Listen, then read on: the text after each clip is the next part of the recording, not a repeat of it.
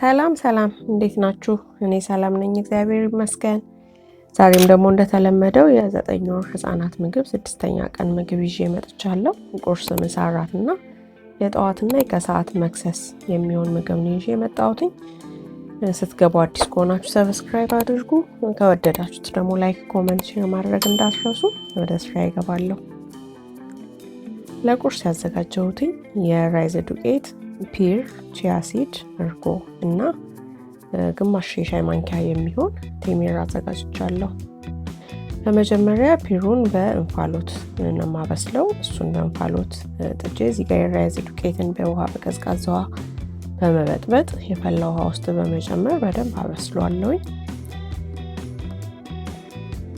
በዛ መሃል ቺያ ሲዱን የሞቀ ውሃ ውስጥ ጨምሬ ዘፍዝፌ ያስቀምጠዋለሁ። ቺያ ሲድ ደረቁን እንደዚሁ መግባት ስለሌለበት የፈላ ጋል ያለ ውሃ ውስጥ በመጨመር የተወሰነ ደቂቃ የራይዙ ገንፎ እስኪበስል ድረስ ቺያ ሲዱን እንደዛ በሞቀ ውሃ ውስጥ በመጨመር አስቀምጠዋለሁ።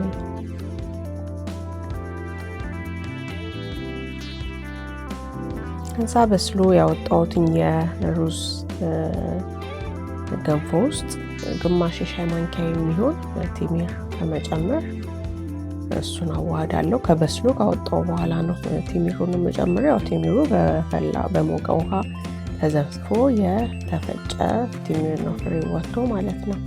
እዚህ ጋር ፒሬም እንደዚህ እንደምትመለከቱት መጥቷል። እዚህ ጋር እርጎ ቺያ ሲዱን ከእርጎ ጋር ነው የምቀላቅለው።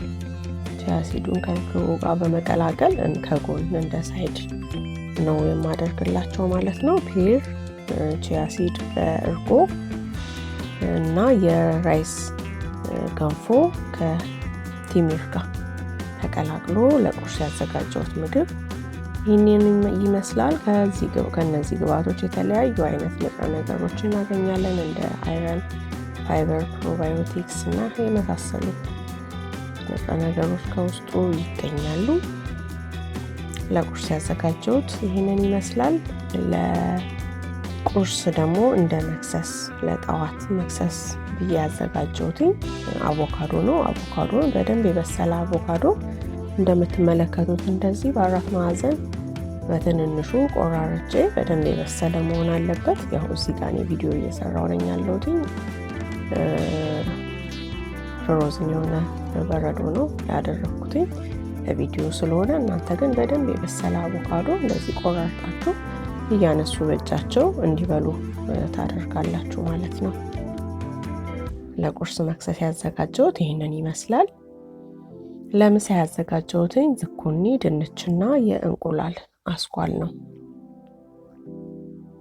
እዚህ ጋር ድንችና ዝኩኒውን አንድ ጋር በውሃ ውስጥ በመጨመር ነው ማበስለው። ከፈለጋችሁ በእንፋሎትም ማብሰል ትችላላችሁ። አንዳንድ ደግሞ ዝኩኒዎች ልጣጫቸው እሺ ብሎ የማይላጥ ዝኩኒዎች ስላሉ የዝኩኒውን አይነት አይታችሁ የማይላጠው ከሆነ ማለት የማይደቀው ከሆነ ልጣችሁ መጠቀም ትችላላችሁ ዝኩኒውን። እዚህ ጋር የድንችና ዝኩኒውን ሳልጥ ነው የተጠቀምኩት፣ ዝኩኒውን ማለት ነው። ድንቹን ልጫለሁ። እዚህ ጋር የእንቁላል አስኳል እጨምራለሁ ማለት ነው።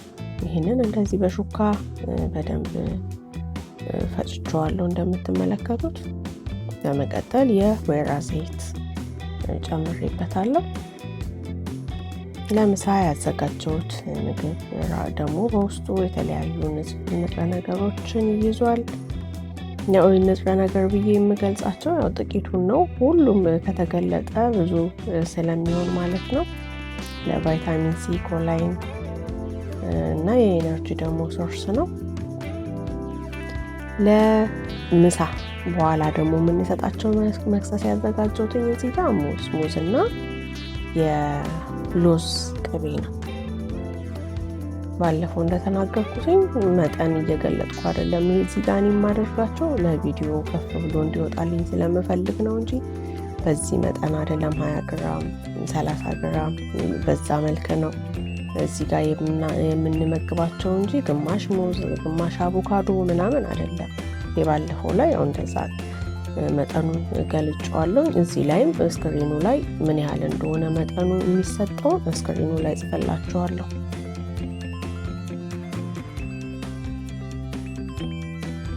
እዚህ ጋር ሙዛችንን እንደዚህ ፈጭተን የለውዝ ቅቤያችንን አንድ ጋር በመቀላቀል እንመግባቸዋለን።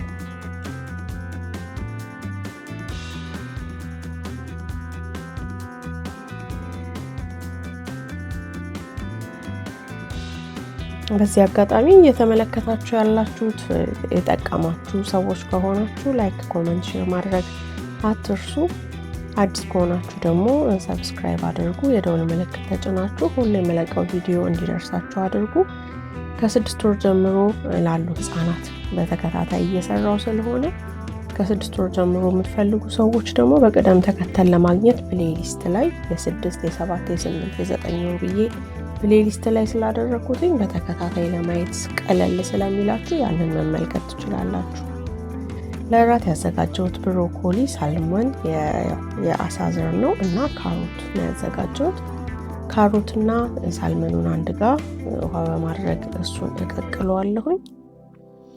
እሱን ቀቅዬ እሱን ለማውጣት 2-3 ደቂቃ ሲቀረኝ ደግሞ ብሮኮሊውን አስገብቼ አንድ ጋር በስሏለሁ ማለት ነው። እዚህ ጋር ቪዲዮ ተቆርጧል ብሮኮሊ ሳስገባ፣ ግን ብሮኮሊ ረጅም ሰዓት መብሰል ስለሌለበት ውስጡ ያለው ጠቃሚ ነገር እንዳይጠፋ 3 ደቂቃ ምናምን ሲቀረው አንድ ጋር ጨምሬ ብሮኮሊውን አብስዬዋለሁ ማለት ነው።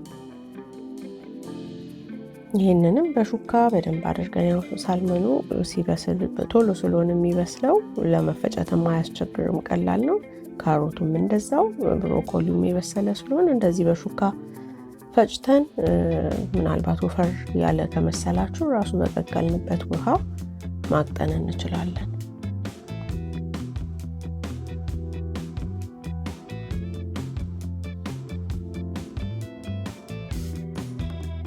በዚህ መልኩ ለራት ያዘጋጀሁትን ምግብ አቅርቤ ያለሁኝ። ከዚህም ደግሞ የተለያዩ ንጥረ ነገሮችን እናገኛለን። እንደ ፋይበር፣ እንደ አንቲኦክሲዳንት ነው በራሱ ዲኤችኤ እናገኛለን። ለዛሬ ለ9 ወር ህፃናት ምግብ ለ6ኛ ቀን የሰራሁትኝ ይህንን ይመስላል። እንደምትወዱት እንደሚጠቅማችሁ ተስፋ አደርጋለሁ። በሚቀጥለው የ7ኛ ቀንን ምግብ ይዤ እመጣለሁ። ስለተመለከታችሁም አመሰግናለሁ። ስለጠቀማችሁም ደግሞ እጅግ በጣም ደስ ይለኛል። በሚቀጥለው ቪዲዮ ስንገናኝ ሰላም ሁኑ። ተባረኩ።